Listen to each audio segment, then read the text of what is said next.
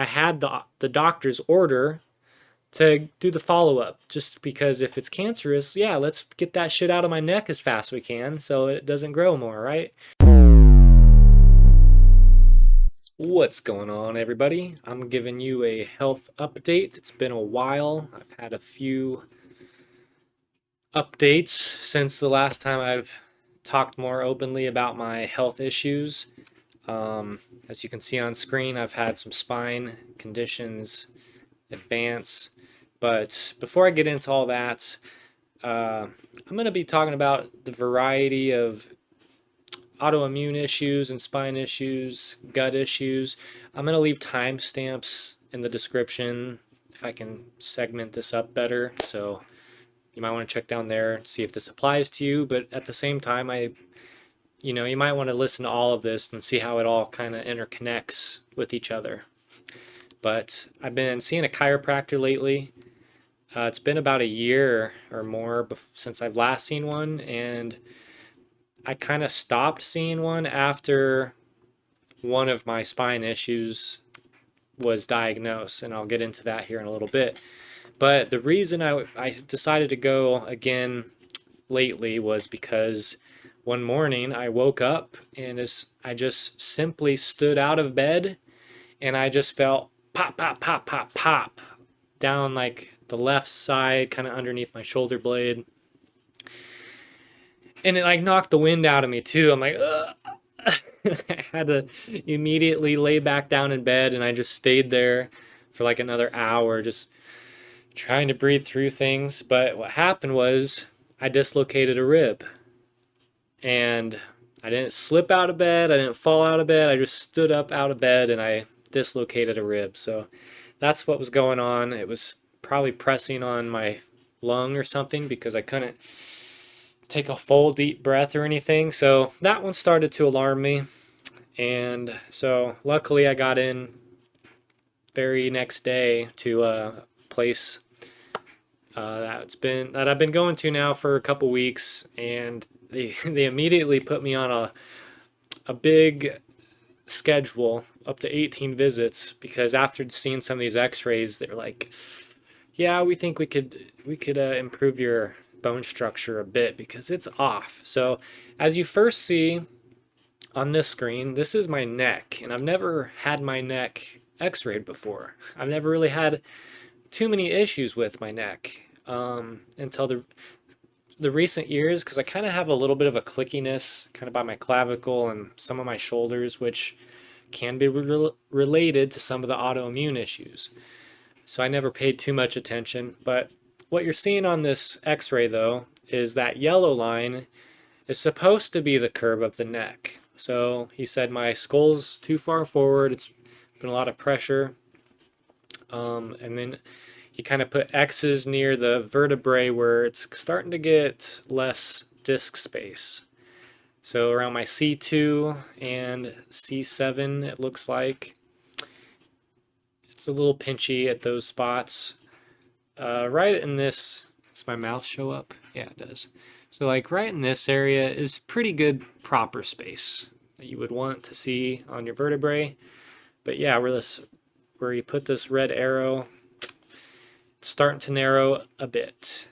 So he's been popping my neck a lot, and that's been actually feeling really good. I didn't realize how bad my neck was until he started working on my mid-back and now my neck. So that's been improving slightly, I would say. He has me doing these certain stretches with bands, and it's mostly like he puts his hand kind of in a fist underneath my shoulder blade, kind of rolls me like a burrito and pushes me on top of his fist, and it popped my rib back in place too, so that was nice. But it also kind of helps kind of that area, and all those nerves, it feels like, just shoot up my neck and give me some relief here and there. So this is the front image of my neck, and you can see I'm a little tilted as well. It kind of, I think I'm facing the camera, so I'm kind of to the right. It would show. I don't know too much else to talk about on that really, other than hopefully these pops and cracks are gonna help get me back in alignment there. But next I'll show you some of the lower back stuff I've been dealing with lately. So this was taken on the 22nd of January this year. And I've known I've had degenerative disc disease since, well, at least since last year I got properly diagnosed with some of that. But I've had back issues for, I don't know. It just seems like sports will end up doing that to you. I played a lot of sports when I was younger, a little bit of college, but I was poor most of my life, so I never had access to really get rehab or to give myself proper rest and such. So to me now, looking back, it doesn't fully surprise me, some of these things I got going on. But these arrows that you can see are pointing L5, L4, L3. They're all narrowing quite a bit.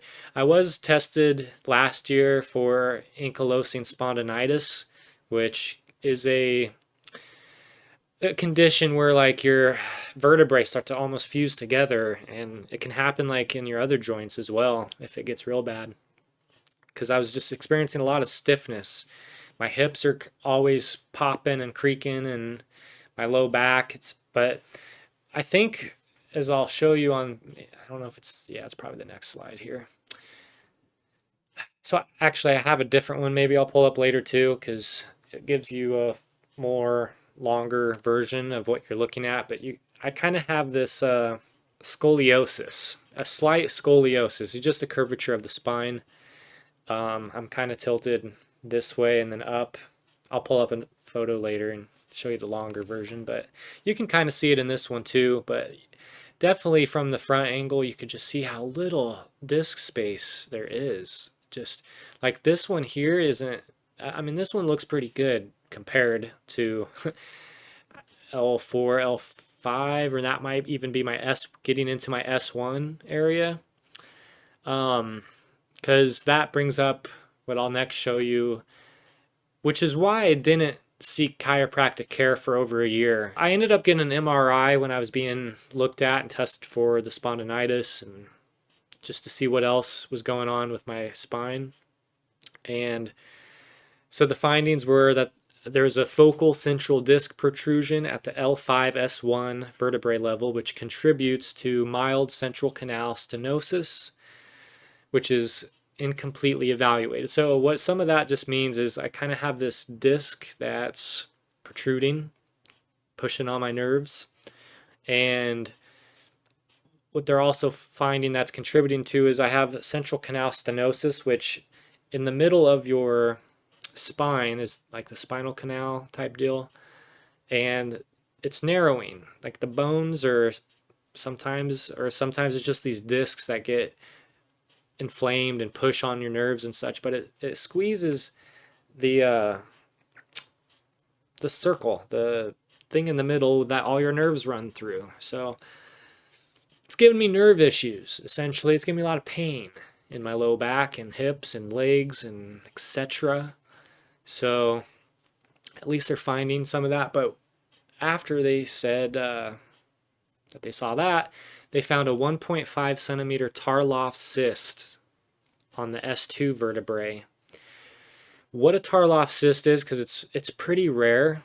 A lot of, I'd say most doctors don't know how to treat this. It's a cyst that forms inside the spinal fluid, or the cord basically that connects all your spinal fluid. There's something growing or extending that. There's too much pressure, it's too much fluid. I don't know how to really describe it other than that. It's just this buildup of fluid in one of the nerve roots. So imagine like you have roots like a plant that are spread out through your sacrum that go to different muscles and tendons, whatever. Some of those roots are swollen and causing extra pressure on those nerves, which then could lead to bladder issues. It could lead to bowel issues, a lot of which is what have been experiencing for 3 years now. And all the doctors I've been to keep pushing me to go to the GI. The GI keeps pushing me to go to endocrinologists. Endocrinologists don't test shit, so I never get fixed. So it's been a whirlwind of going to many doctors and begging them to test me for shit, because it's just not Hashimoto's at this point. And you know, any Hashimoto's specialist would look into extra autoimmune conditions, because anyone that treats this disease should know this often comes with comorbidity, which just means more autoimmune issues. So, and I'll get into some of that here in a bit too, because some of the recent blood work that I finally was able to push for is finally showing some stuff that I was suspecting. And it just irks me that it's taken more than 3 years for me yelling at doctors to look into this shit further until, oh, this guy might have been right. Maybe we should have ran these tests way earlier to prevent a lot of this suffering. But hey, they gotta earn a paycheck too, am I right? So this is one of the ones I was really curious about, interested in testing, was my anti-nuclear antibodies, which it could mean a few various things. And in fact, I will actually also pull this up to give you more of those.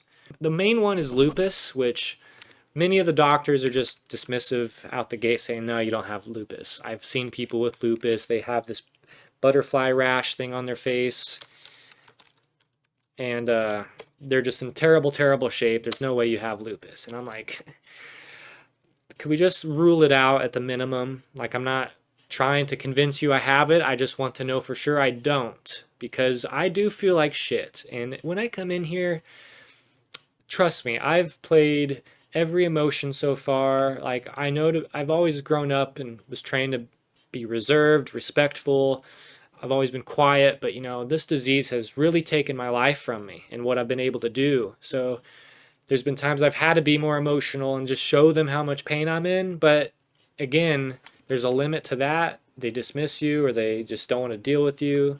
It's a real freaking shit show sometimes to find a real doctor that's really compassionate and that really cares, that wants to get to the bottom of things. Because it feels like, well, my ego's hurt if it's not this thing that I suspected, and now I'm going to just, good luck to the next guy. You know, it's his problem now. But some of the other possibilities an anti-nuclear antibodies test could indicate is you could have lupus, you could have Sjögren syndrome, which is very common with Hashimoto's. If anything, I hope it's that one out of anything else it could be, because that just gives you dry eyes and dry mouth. And I say just because it's really freaking messed up my dental health. Even though I brush my teeth daily, I use mouthwash, I floss. Last year was horrific. I've had so much dental trauma last year. A couple of root canals I had to have done. It's like, why in the hell are my teeth failing me? Because I can't be any more hygienic when it comes to that stuff. So that part's been very frustrating, and that might just be due to dry mouth and etc. So Sjögren's is the one I'm hoping it could be, because the others probably suck more. You could have scleroderma, inflammatory myositis, vasculitis, and rheumatoid arthritis. I even read up another one earlier before this video that talked about some like connective tissue disorder, and I think it could be that one, just because I also recently was diagnosed with polyneuropathy. I had an EMG test done where they stick a bunch of needles in you along your spine muscles and your legs, and they measure how long it takes the signals to reach each spot, and that will tell you if you have nerve damage or death going on. And yay, I did. So I got to go to Lincoln actually in a couple days to get another test, another follow-up to explore the neurological disorders I probably have. But I'm finally glad I'm getting into that. Like, I've begged for a neurologist for a long time, and they haven't sent me to those specialists until recently. So thank you. Who's actually responsible for that one? I can't remember. It might be Dr. Wells. So he's my primary guy. You know, he tries his best, and for the most part, he's been helpful. There's some things he's not correct on, but it's okay. I'm at least thankful he's trying and he's getting me to the people that can look into it more in depth. Because that itself is a barrier. It shouldn't be in here in America. It sucks that most people I've been to are so dismissive out the gate. And even this rheumatologist I went to, even though I've seen him once before, it's been over like 2 years almost. So it's kind of like, long time no see. Thanks for following up with me. But again, it's like right out the gate. So why are you back here? What's wrong with you? It's just this almost dismissive freaking tone. And I'm already like stressed and pressured, and it's like I have to get the most out of this visit because you only schedule me once every 3 months, and this is a rarity for me to get in here, and my mind doesn't always work correctly anymore because I have B12 deficiencies and shit that I need help from you guys to look into. So I'm glad my mind was sharper that day. I came more prepared with notes. I got my notes out, I read them off, stated my reasons why, and it really didn't click. I didn't feel like until I'm like, by the way, I just got diagnosed with polyneuropathy. Here's the results. And they have to physically see it. And then it's like, oh, this guy is probably not making shit up. Yeah, I really have been frustrated the last few years because it's like, only they could live with me. If only they knew the person I was before and how I've changed to now and all the shit it's affected in my life for the past 3 years and the pressure it's put on not only myself but my family and other relationships. It's caused me to, you know, continue therapy, which and kind of I'm going also for more reasons. Which I probably will talk about in a video pretty soon about mental health. I think that'd be a good one to cover. Because obviously physical health and mental health do connect. But anyway, just wanted to touch on this ANA test that was super recent that I got back, and you know, it's never good to see it's positive, but at least I'm almost relieved it says that because I've known something's been wrong with me and I need more help than the shit I've been getting. So I'm a little optimistic that at least there could be a treatment that will help me a little more than I've had. Moving on. Thyroid. So that's kind of why I went to the rheumatologist to begin with. Again, because I was wanting more tests done. I'm like, it can't just be Hashimoto's, blah, blah, blah. This is my last ultrasound I had done on it. So a bunch of numbers, blah, blah, blah. Basically what it means is I have nodules that are growing. Yeah, the measurements are more than the last time they did it. Now, what I want to point out though is I was supposed to get this ultrasound done. Let's see, when was this done? At 9/6. I was supposed to get it back in, I want to say July, because in April I had the doctor's order to do the follow-up, just because if it's cancerous, yeah, let's get that shit out of my neck as fast as we can so it doesn't grow more, right? My endocrinologist that I was seeing at that time, like the week before I was supposed to have this done, she cancels it. And she's like, nah, the recent one was good enough. We're going to wait another year. I don't know. It was a long time. And I'm like, what the hell? This was already approved through my insurance, which was already a huge freaking hassle. I think so far I have new insurance this year that's kind of better so far. So hopefully it continues that way. So if this ends up cancerous, I'm writing a lot of letters to her superiors, because if this has gone on unchecked and it's potentially made my condition worse or had cancer spread or some shit, I don't know. Be more proactive, doctors. That's all I'm telling you. Like, An ultrasound's harmless, and it doesn't, like, Jesus Christ, it's a fucking easy order to send. So, yeah, I'm a bit pissed that this came back worse. I'm pissed at her for, like, not being more proactive on it. I showed this to my nose, ears, throat doctor because I can't get a good endocrinologist. He's like the closest thing that's willing to, like, well, we can try different medicine if you want. We can cut it out of you if you want. And I'm like, he's really excited to cut this shit out of me. And I'm like,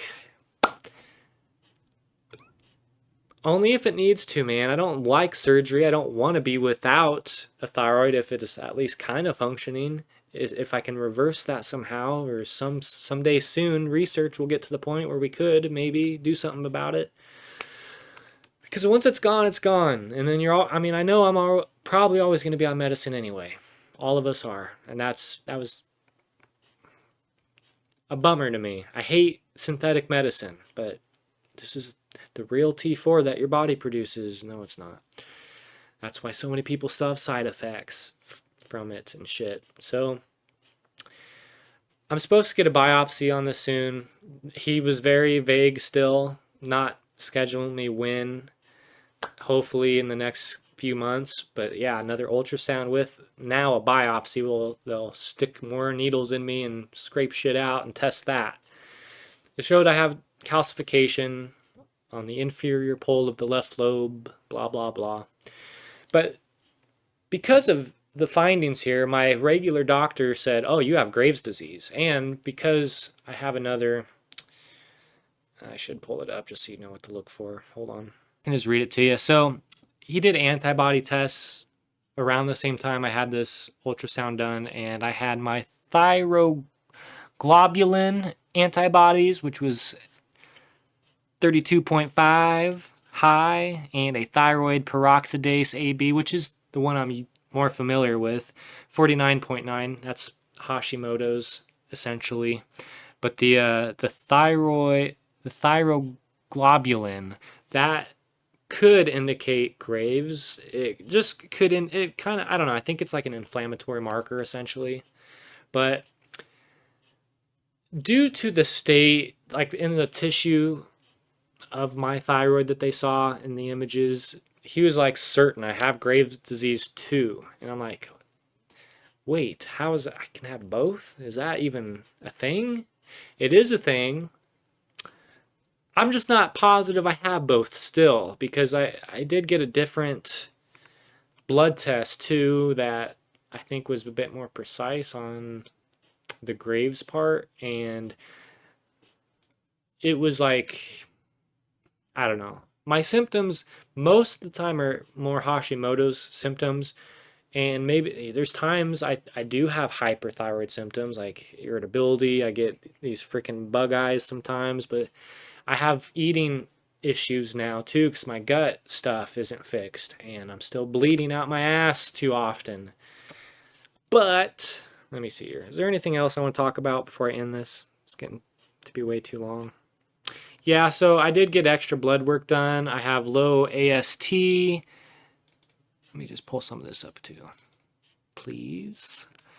My bilirubin or bilirubin, I'm sorry if I mispronounced these. I'm not a total doctor, but that was high. My red blood count was high. So I have a lot of indicators. My body's fighting shit. I also had, what is it? Ketones in my urine. That's the other thing they tested. So like I'm burning more fat. There's something too with my protein, like my total protein was in range, but there was a certain protein, maybe I could find it too, that was low. Or what's this one say? Well, my BUN creatinine ratio is low. My albumin was threshold high, on the higher side. Yeah, some of this, it kind of like I have to like break it down and look into each and everything to see what it could be. I'm not going to go over all of that today, but I don't know. The whole spiel is to just keep pushing your doctors, keep pushing what tests you need. the best resources I've had are the Hashimoto's subreddit, which I'm going to pull up now because I'm actually going to end by reading someone else's issues to like prove to you I'm not the crazy one here. This person also has gut issues. He's known or she's known, they've had it for 8 years. T3, T4 levels always been in range. It's weird that the doctors never put them on meds, but that's maybe because their TSH is only between 3 and 5, which is normal range. But you should still know if you have the antibodies for Hashimoto's. That's important. So always push for the TPO or the thyroid. I can't even remember. My mind gets dyslexic sometimes. The TPO antibodies. Just ask for that one. You definitely need to know that one at the start. So this guy just goes into doctors seem clueless. Hashimoto's linked to gut issues despite normal levels. This guy talks about being constipated due to hypothyroidism. Get the TSH below 2.5 with medication. Optimal range is between 0.5 and 2.5. And I would agree with that. And I was able to get mine down to around 2 at one point. And metabolism wise, I felt best around that. I still had other issues going on, but I do agree with that. I also suffer a lot from the constipation side of things because my gut's not working. I get backed up a lot. So the thing that saved my life this last year was magnesium. This is the kind I take. I'm not sponsored or anything like that, but this is what's been doing it for me. And I've tried Miralax, which is terrible. Made me worse in some ways. It cleans you out, but you never solve the issue. Yeah, I've tried the low FODMAP diet, all that stuff. The diets never made a huge difference to me, honestly. Like I went full vegetarian for a year. I have videos somewhere. Watch those to see my experience on that. But ultimately, it never made any huge difference. The only thing that has really helped is the magnesium and fasting. I only eat once a day usually, maybe with a light snack in the evening, but which I don't know, like it feels best in my gut. However, my energy is still not as much as I need it to be. I still lose weight sometimes because I'm not eating enough protein or what have you to actually pack on some weight. So yeah, now I have almost a eating disorder because of my low gut motility. But so Hashimoto's gut issues, are they linked? Probably. Like 90% of your immune system starts in your gut. So it makes a lot of sense that when my gut issues happened, all of a sudden now I have an autoimmune disease because it brought all that shit out after I destroyed my gut. But yeah, in case anyone else is suffering with a lot of gut pain, don't know what to do, try the magnesium if you're constipated. If you're more on the other end of like diarrhea and such, again, this community is a really good resource because there's a lot of people with IBS, which I'm also technically diagnosed with, but I hate that diagnosis because it's a blanket. It's like symptom, like irritable bowel symptom or syndrome. It's not disease, so they don't treat it as seriously, even though this is equally debilitating for people. Like it can be that severe. It gives people constant bloody stools or constant constipation and no real rhyme or reason why sometimes. So many people say get checked for celiac, see if you're allergic to stuff. It's basically doing that low FODMAP and the autoimmune protocol diet to eliminate most food triggers or sensitivities and like slowly bring those back to see what you're sensitive to. But anyway, I'm gonna wrap this up. It's probably way too long. Good luck. Ask questions below. I'll try to answer. I know this stuff sucks, but keep fighting your doctors. Pow! See you on the next one.